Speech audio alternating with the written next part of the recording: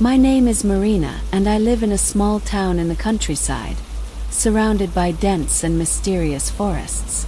Our town, though modest, is rich in folklore and ancient traditions. It's a place where the stories of our ancestors intertwine with everyday life, where every corner of the forest seems to whisper forgotten secrets.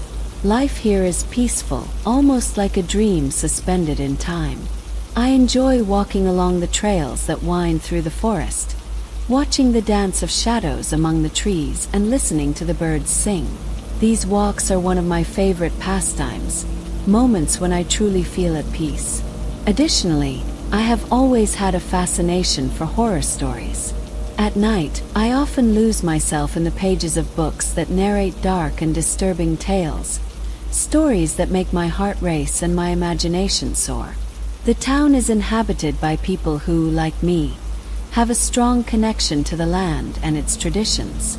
Many of the residents are direct descendants of the indigenous tribes that long ago called this place home.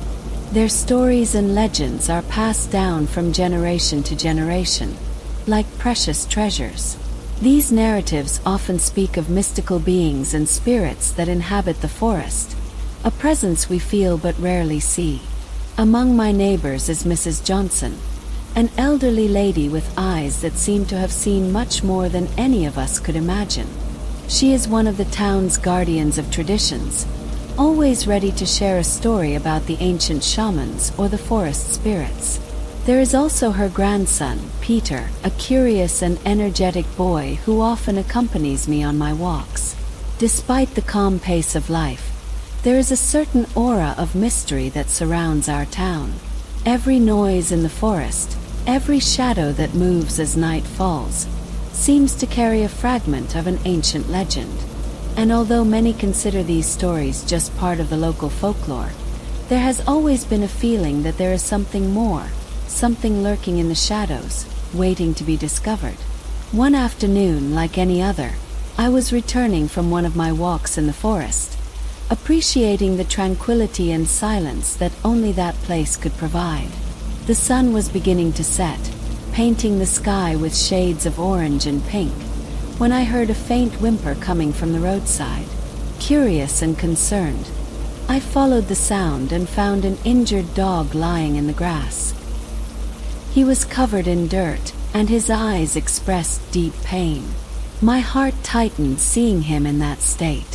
Without hesitation, I slowly approached, trying not to scare him more than he already seemed to be.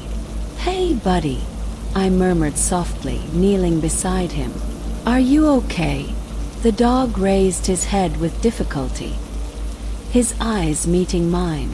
There was something disturbingly human in his gaze, something that made me shiver, but I also felt inexplicably connected to him. Carefully, I ran my hand through his dirty fur and noticed several superficial wounds, but nothing that seemed fatal. "I'm going to get you out of here," I whispered, determined. I used my jacket as a makeshift stretcher and with much effort, managed to place him in the car.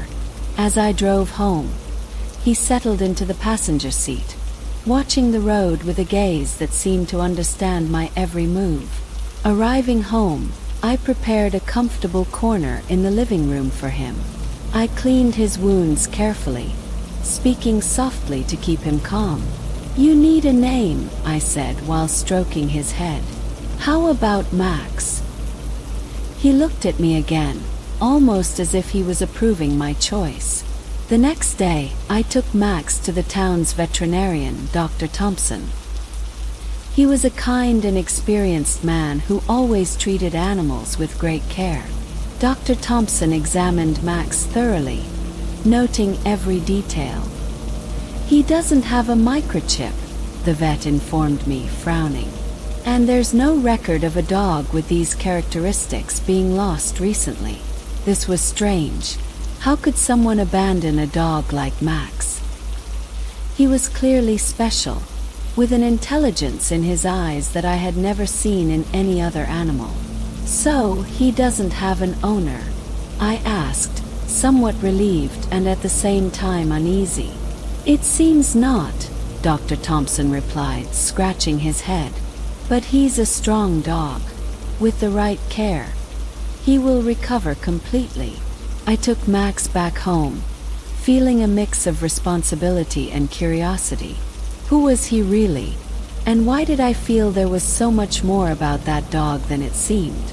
As he settled into his corner, I found myself thinking about the folklore stories Mrs. Johnson used to tell. But that was just a coincidence, wasn't it? The following days were peaceful, or so they seemed.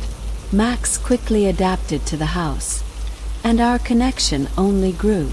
But there was something in the air, a feeling that I couldn't fully identify. And as night fell, I couldn't help but feel that something or someone was watching us.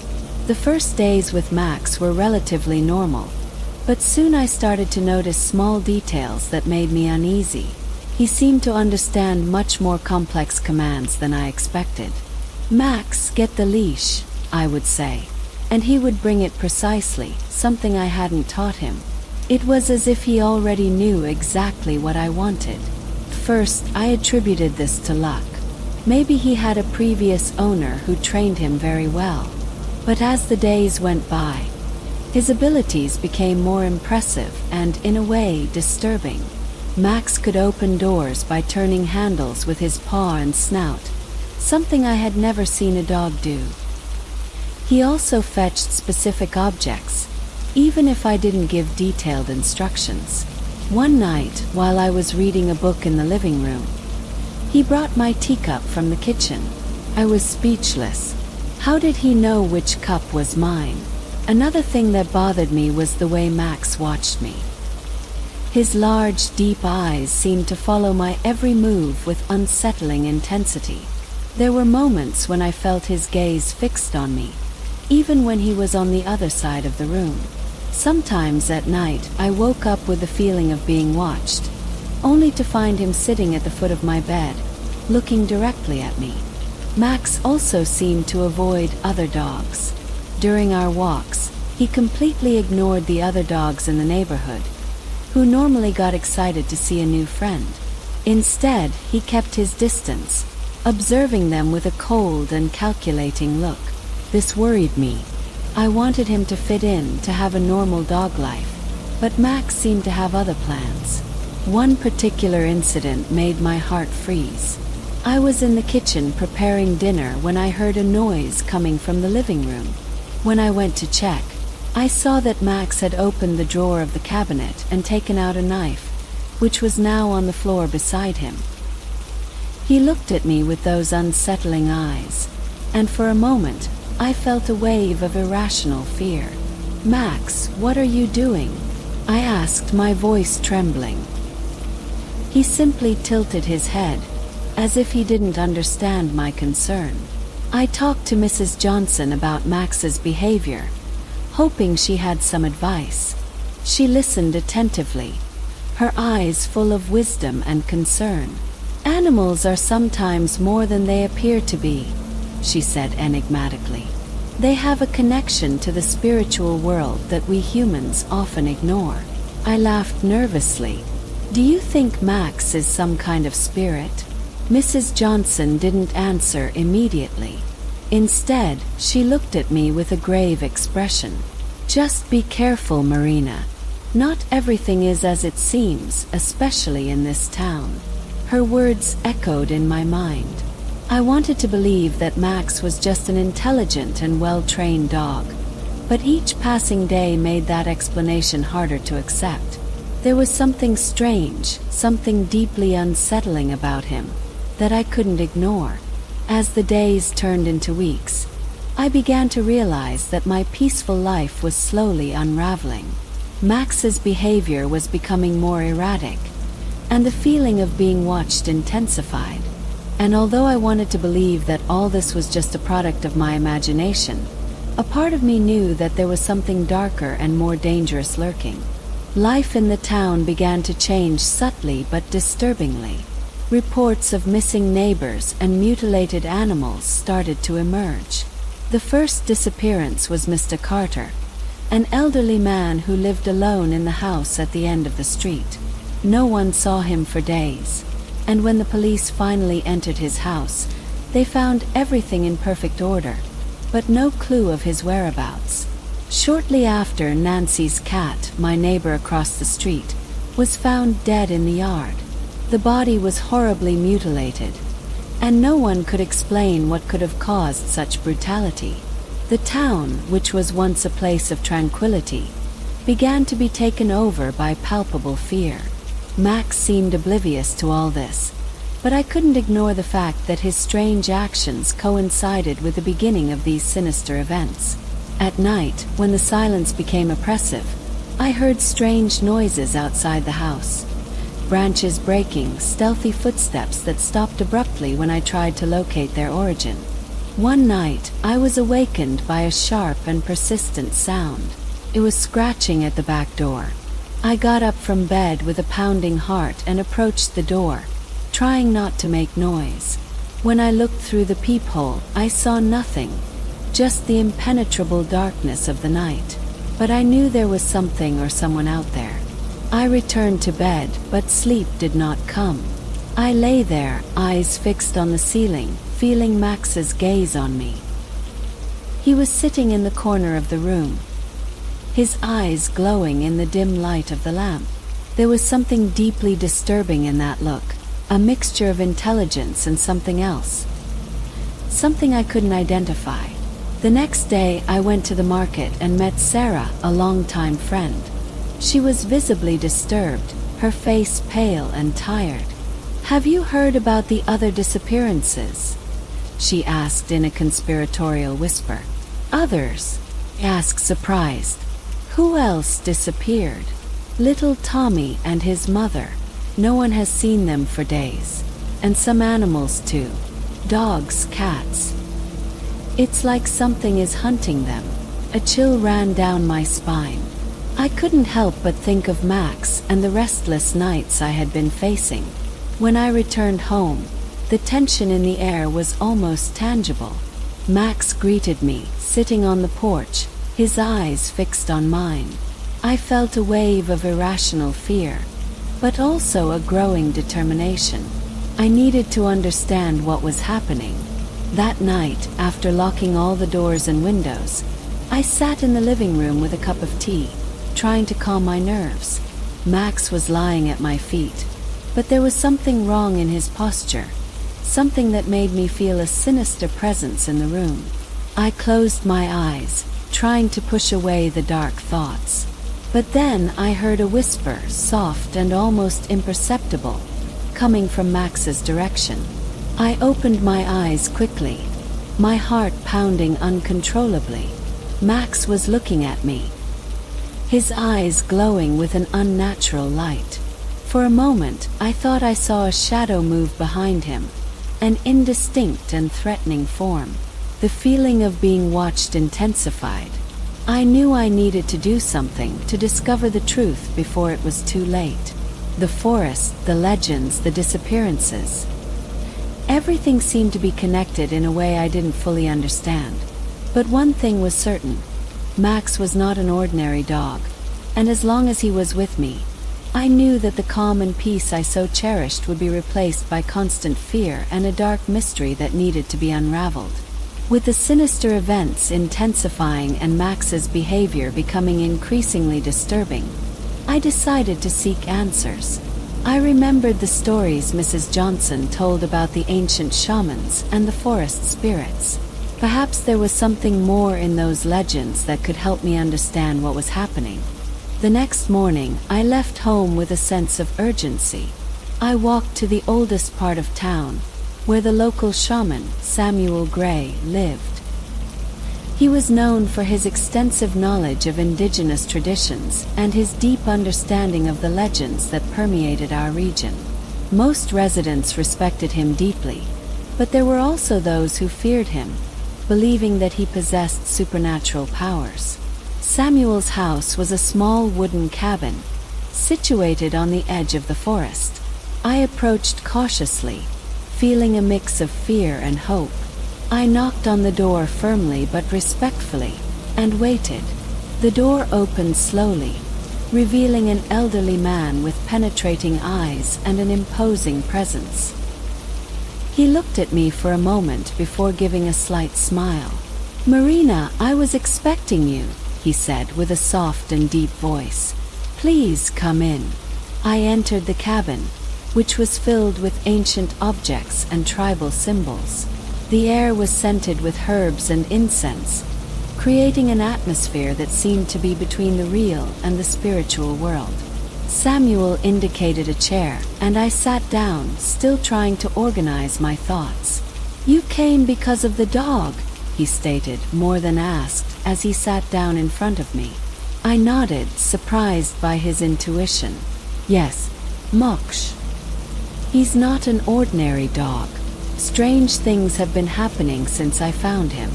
Disappearances, animal mutilations.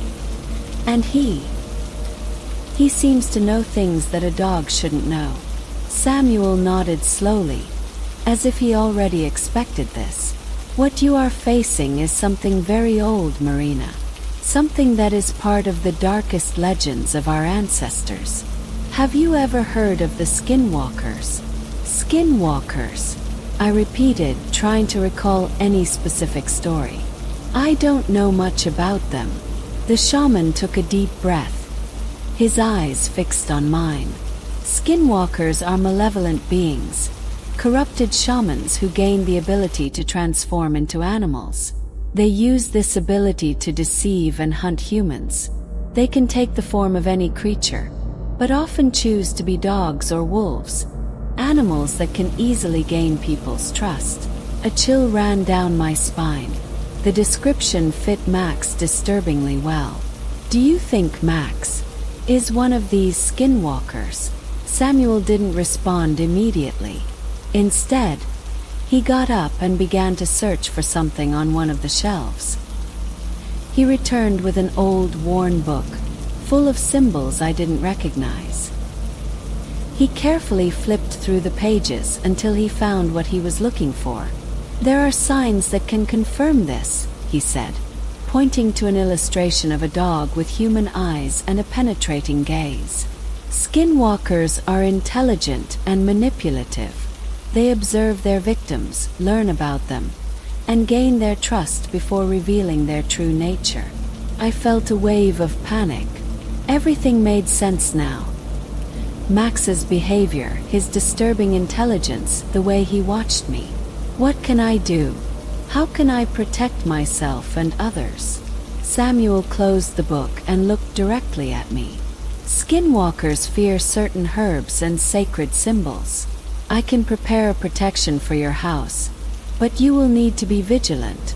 They are dangerous and relentless. And if Max is indeed a skinwalker, you must be ready for the worst." I left Samuel Gray's cabin with a heavy feeling, but also with a renewed purpose. I needed to protect my home and discover the truth about Max. And above all, I needed to be prepared for what was to come. The tranquility of my life had been destroyed, replaced by a struggle against an ancient and powerful evil. I returned home with my mind full of thoughts. What Samuel Gray had told me about the skinwalkers was disturbing, but it was also the first step to understanding what was happening. I needed to know more. I needed more information to face whatever Max really was. I started my investigation at the town library. The librarian, Mrs. Parker, was a friendly lady always willing to help. When I asked her about books dealing with indigenous legends and unexplained phenomena in the region, she looked at me with curiosity but didn't ask questions. "We have a small section, but you might find some interesting things," she said, guiding me to a shelf at the back of the library. I spent hours immersed in old texts and manuscripts. There were many legends about forest spirits, but skinwalkers were only mentioned in passing, as a feared but little understood myth. The more I read, the more I realized that these creatures were known for their cunning and cruelty, taking animal forms to deceive their victims. Not satisfied with what I found in the books, I decided to talk to some of the town's older residents. They were the guardians of local stories and traditions, And perhaps they had information that wasn't in the books.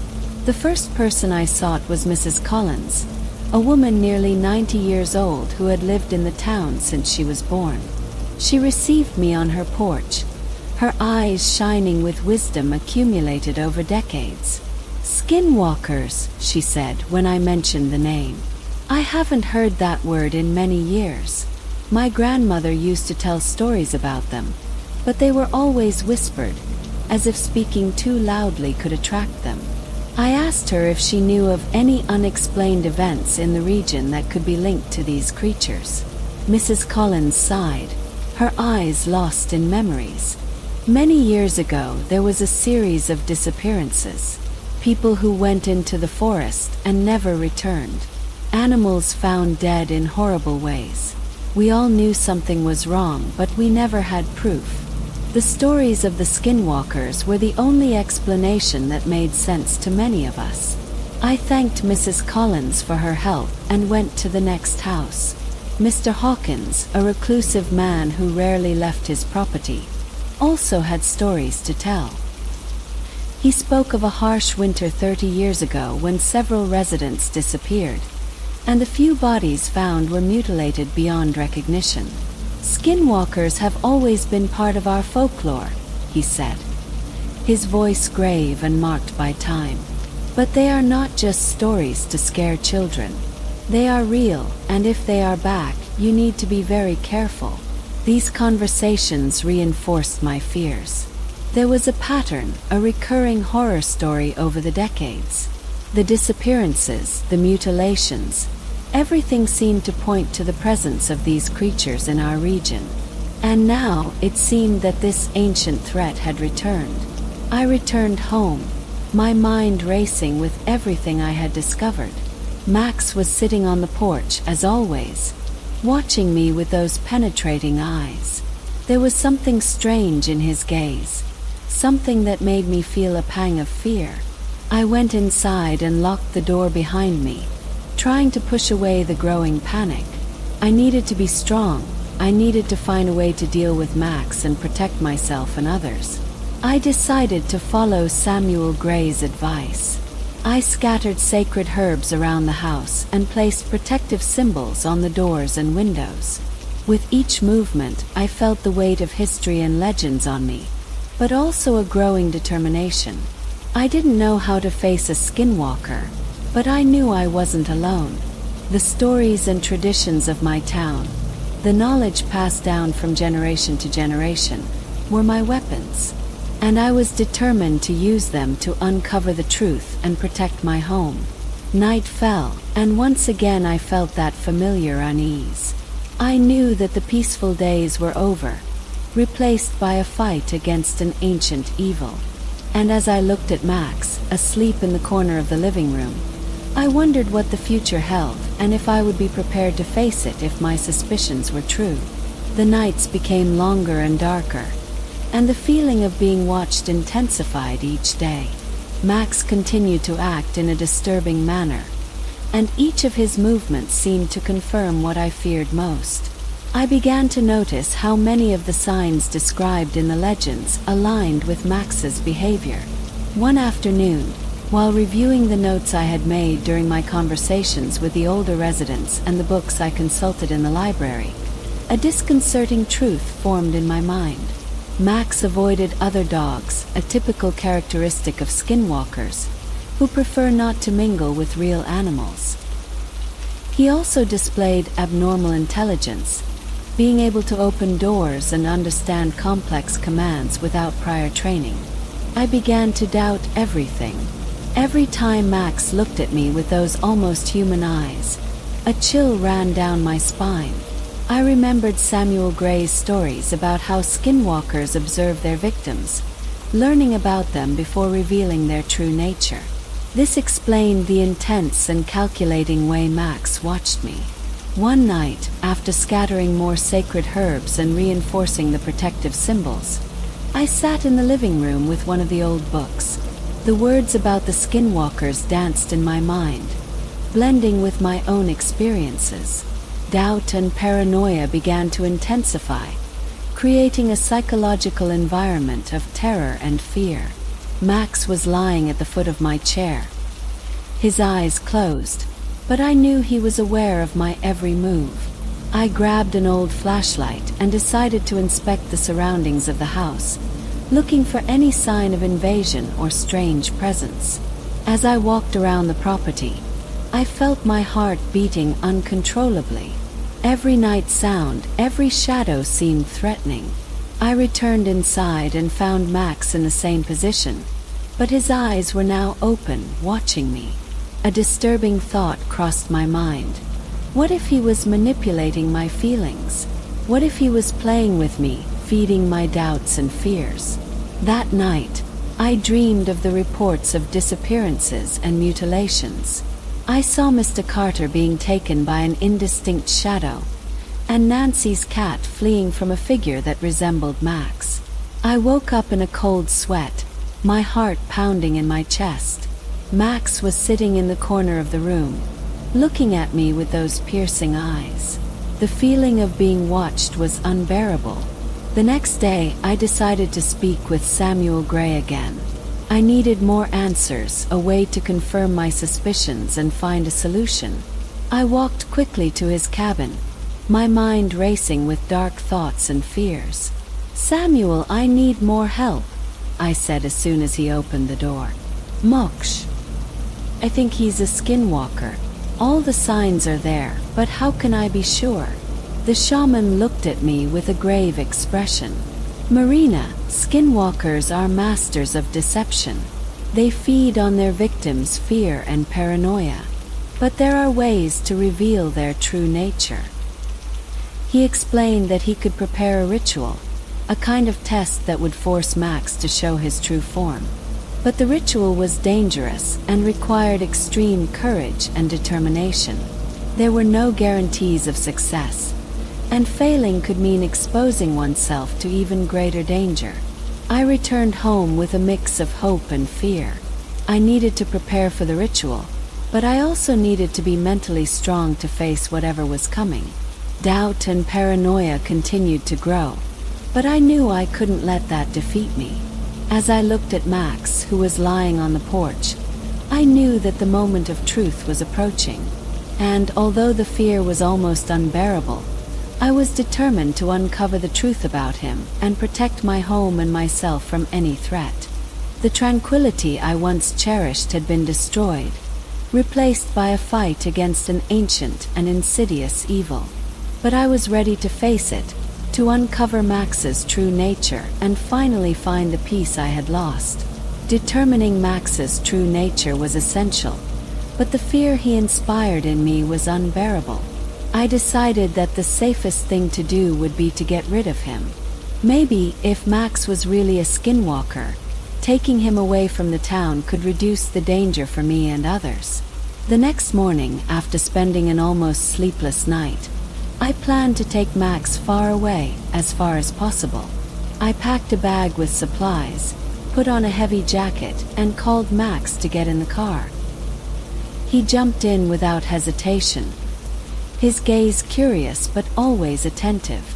I drove for hours, crossing deserted and winding roads that cut through the forest.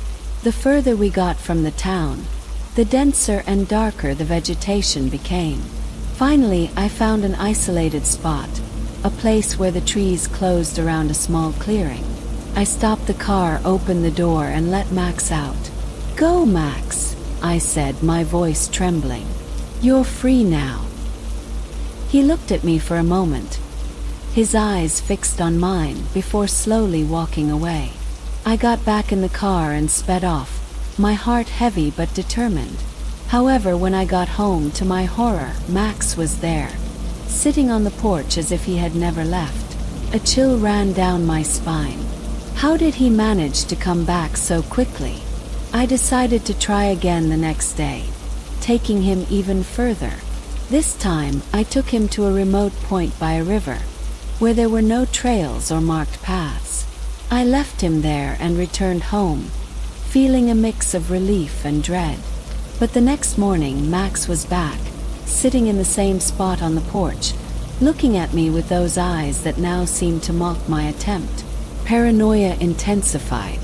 I knew something was not right, that Max was not an ordinary dog. I needed to get rid of him for good, so I planned one last desperate attempt. I drove to an old abandoned cabin deep in the forest, a place few people knew. I left Max there inside the cabin and locked the door. As I walked away, I could hear his barks echoing in the dark night. Driving back, I tried to convince myself that this time he wouldn't come back. But when I got home, I found signs that something was wrong. The herbs that Samuel Gray had placed around the house were scattered, as if an invisible force had removed them. The feeling of being watched was unbearable. That night, I was awakened by terrible noises. The sound of claws scratching the walls and doors, as if something was trying to get in. I ran to the living room and found Max there, with the most intense and threatening look I had ever seen. He was standing like a living shadow, his presence dominating the room. "You can't be here," I whispered, retreating. "It shouldn't be possible." Max took a step forward, and at that moment, the moonlight illuminated his eyes, revealing a sinister and supernatural glow. Fear took over me, a feeling of absolute panic. I ran to the bedroom and locked the door, hearing the noises persist throughout the night. In the following days, I tried to stay calm, but my sanity was slipping away. Each attempt to get rid of Max only intensified the feeling that he was always one step ahead, always watching, always waiting. I was trapped in a macabre game, not knowing if I could escape. As the terrifying episodes accumulated, the tension and fear became constant companions. Max was not just a lost dog. He was something much older and more dangerous, a creature that had chosen me as its prey. And I knew that if I didn't find a way to reverse this situation, my own existence would be at risk. The atmosphere in the town was dense with fear and distrust. Reports of disappearances multiplied. The cases of Mr. Carter and little Tommy and his mother were no longer isolated. Other people started to disappear without leaving a trace, and the bodies of animals continued to be found in horrible states. The tranquility that once defined our small town had been replaced by a constant dread. Walks in the forest, which once were my source of peace and reflection, had now become a nightmare. Every step I took was accompanied by sinister noises and shadows that seemed to move on their own. Once, while exploring a remote trail, I saw a figure in the distance among the trees. It seemed to be watching me, motionless, before silently disappearing into the darkness. I hurried back home, the feeling of being hunted growing each day. Max continued to act in a disturbing manner, his actions becoming bolder and more threatening. Each attempt to contact him to understand what he really was seemed to push me further into the abyss of paranoia. Neighbors began to notice my increasingly erratic behavior. My stories about Max and the sinister events surrounding me were met with looks of concern and whispers as if I were going crazy.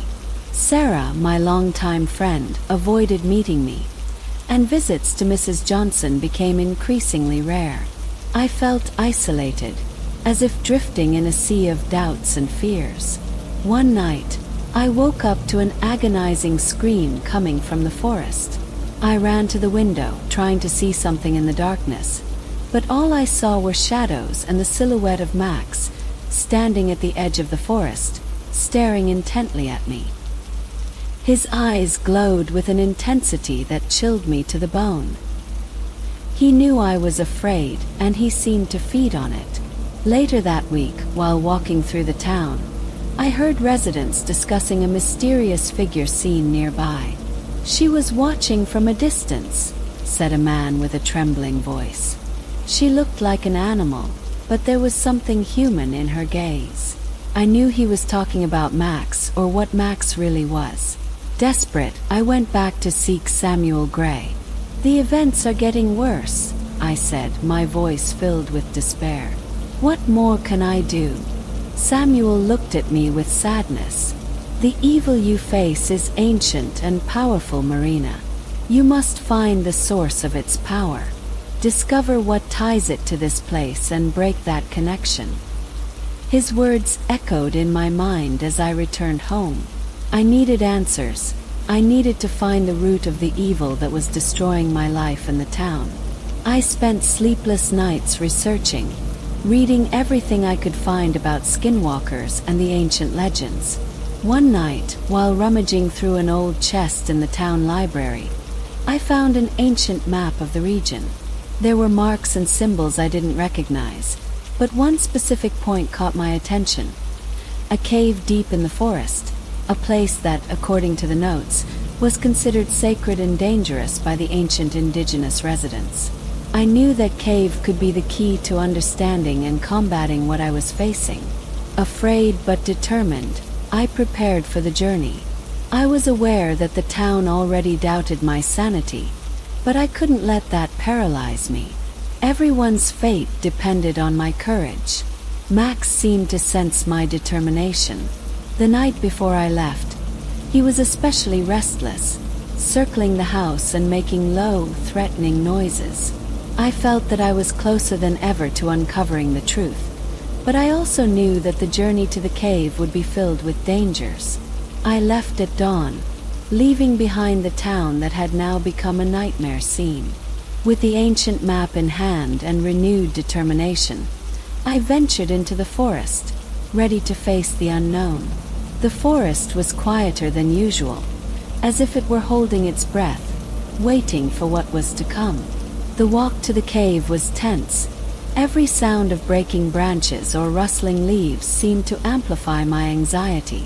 I was a few steps away from the truth, but the truth was something I didn't know if I was ready to face. I reached the cave at dusk.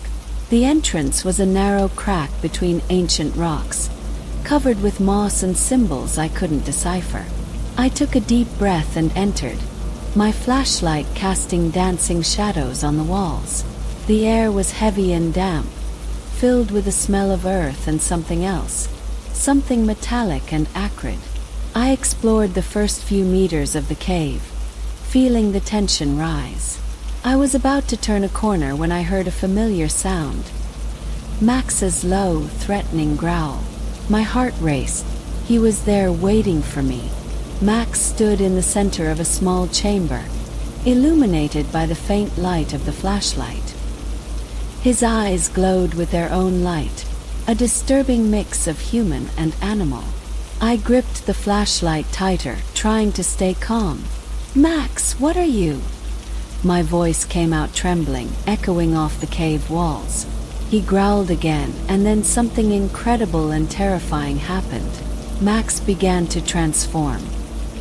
His canine form twisted and changed, bones cracking unnaturally, parts of his body elongated, his skin stretching and transforming to reveal human aspects. His paws turned into hands, and his face assumed a horrifically hybrid semblance, with eyes that were now clearly human. "I am a skinwalker," he said with a rough and deep voice, which seemed to echo directly in my mind. "And you, Marina, have been chosen." I stood paralyzed, absolute fear taking over me. I had read about skinwalkers, their abilities and cruelties, but nothing prepared me for the horror of seeing such a disturbing transformation before my eyes. "What do you want from me?" I asked, trying to keep my voice steady. "Your fear, your soul," responded the skinwalker, slowly approaching. "We feed on human emotions, on their weaknesses. And you, Marina, are an inexhaustible source." The cave seemed to close in around me, the walls drawing closer. I needed to act. I needed to do something to escape that nightmare. I remembered Samuel Gray's words about the cave being a sacred and dangerous place.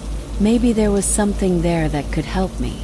As the skinwalker approached, I desperately scanned the cave with a flashlight, looking for anything I could use.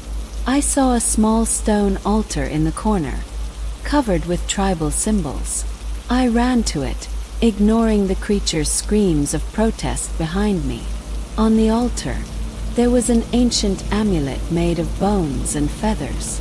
I grabbed it, feeling a strange energy radiating from it.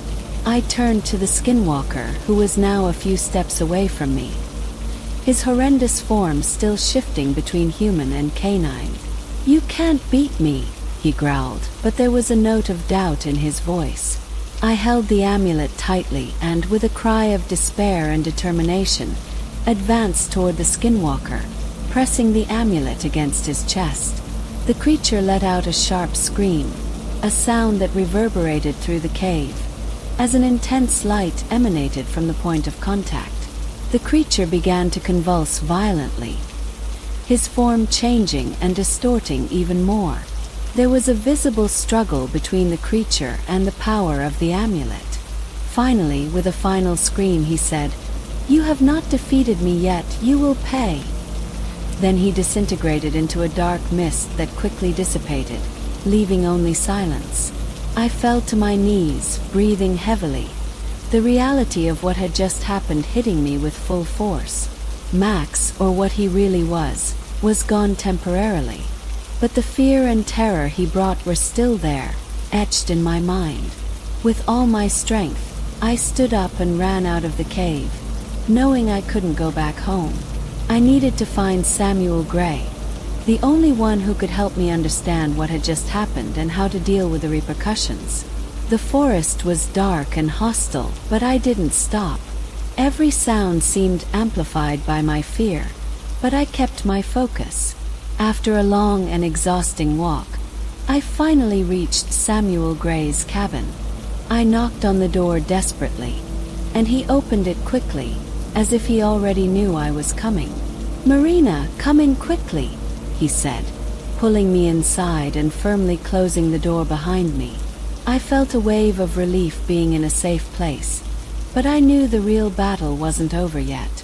The confrontation with the truth about Max had revealed horrors I had never imagined, but now I was determined to understand what I was facing and to fight the evil that threatened my life and my town. Samuel Gray's cabin was filled with the smell of herbs and incense. The soft light of candles flickered on the walls, creating dancing shadows that seemed to echo the turmoil within me. Samuel led me to a chair where I sat, exhausted and trembling. "Samuel, I saw the Skinwalker," I began, my voice trembling. "He transformed right in front of me. It was Max." "But it wasn't." The shaman nodded, his eyes filled with understanding and concern. "I knew this day would come. You faced the creature and survived, but the battle is not over yet. I need to defeat him once and for all," I said, trying to keep my voice steady. "You mentioned a ritual, something that can break his connection to this place. What do I need to do?" Samuel took a deep breath and began to explain. "The ritual is ancient and dangerous. It requires courage and willpower. We must perform it at the place where the Skinwalker was first confronted, the cave. But it will not be easy. He will fight with all his might to survive." The idea of returning to that cave chilled my blood, but I knew I had no choice. I needed to end the terror that had taken over my life and the town. Samuel began to prepare the necessary ingredients: herbs, crystals, and an ancient talisman that had belonged to his ancestors. "We must go at sunrise," he said. "The dawn light is pure and powerful. It will give us an advantage against the Skinwalker." I spent the rest of the night in Samuel's cabin, trying to rest and prepare for the battle that was to come. As the darkness of night began to fade, a new determination took hold of me. I was ready to face my greatest fear and end the nightmare that had been haunting me. At dawn, Samuel and I set off toward the cave. The forest was eerily quiet, as if it knew of the impending confrontation. When we reached the cave entrance, my heart began to race, but I kept my mind focused on what needed to be done. "Marina, remember," said Samuel, holding my hand. No matter what happens, you must keep your will strong. The Skinwalker feeds on fear and doubt. Don't let him see your weakness." I nodded and we entered the cave. The atmosphere was charged with tension. The darkness seemed thicker and more oppressive. We followed the path to the small chamber where I had confronted Max. Samuel began to prepare the ritual circle, placing the crystals and scattering the sacred herbs while reciting ancient words of power. Suddenly, a low growl echoed through the cave. The Skinwalker was there, watching us from the shadows. His form began to transform again, the horror of his metamorphosis filling the space with a feeling of pure terror. He advanced, but Samuel raised the talisman, forcing the creature to momentarily retreat. "You cannot stop me," growled the Skinwalker, his eyes gleaming with malice. "I am eternal. You, human, have no power over me." "We'll see about that," I replied, trying to keep my voice steady. I took the talisman Samuel handed me and the amulet I had taken from the cave before and stepped into the ritual circle. The battle was both physical and psychological. The Skinwalker attacked with supernatural strength, trying to break the circle's protection. I felt his presence in my mind, trying to invade my thoughts with images of fear and despair. But I kept my focus on the words Samuel had taught me, reciting the chant with all the strength of my will. "You cannot defeat me," the creature screamed, his voice a distorted echo of hate and pain. But I continued, the dawn light beginning to invade the cave, strengthening the ritual's power. With a final scream, I raised the talisman and pressed it to the ground within the circle. An intense light emanated from the point of contact, illuminating the cave and burning the Skinwalker's figure. He writhed, screaming in agony as his form began to disintegrate, turning into a dark mist that quickly dissipated. But this time he was gone for good. When the light finally faded, the cave was silent. The Skinwalker had disappeared, his evil presence extinguished. I fell to my knees, exhausted but relieved. Samuel approached, helping me to my feet. "You did it, Marina," he said with a tired smile. "You defeated the Skinwalker." As we left the cave, I felt a sense of peace begin to take hold of me. The fight was over and I had survived. The days following the confrontation in the cave were a haze of recovery and reflection. I returned to my house, which now seemed strange and silent without the disturbing presence of Max. The town also began to adjust. The disappearances and mutilations ceased, but the shadow of the terror that had befallen us still lingered in the air. With Samuel's help, I began to rebuild my life, but the scars of recent events ran deep. I knew I would never be the same. Nights were difficult. I often woke up in a cold sweat, images of the Skinwalker still vivid in my mind. Every noise in the house, every shadow in the forest reignited the fear I was trying to bury. The town's residents began to accept that something inexplicable had happened, though few knew the details. Some still looked at me with suspicion, while others tried to understand the truth behind the legends that had long been part of our folklore. Samuel's presence by my side helped legitimize my story, but the mystery persisted. I spent many hours at Samuel's cabin, discussing what had happened and trying to find peace. He was a patient guide, always ready to offer wisdom and comfort. "Skinwalkers are part of a world that few of us fully understand," he said one afternoon as we prepared herbal tea. "But you faced them and won. That should not be underestimated." Despite these words, there was a part of me that could never rest completely. The mystery of the Skinwalker, the malevolence and intelligence it demonstrated, left a permanent mark. I wondered if there were others like it, lurking in the shadows, waiting for an opportunity to return. I resumed my walks in the forest, trying to recapture some of the peace I once found there. But the forest now seemed different, darker and full of secrets. I knew I could never look at those paths with the same innocent eyes as before. Each step was a reminder of the fight, of the darkness lurking beyond sight. The town slowly began to recover. Conversations in the streets returned to normal. But the memory of the events never completely disappeared.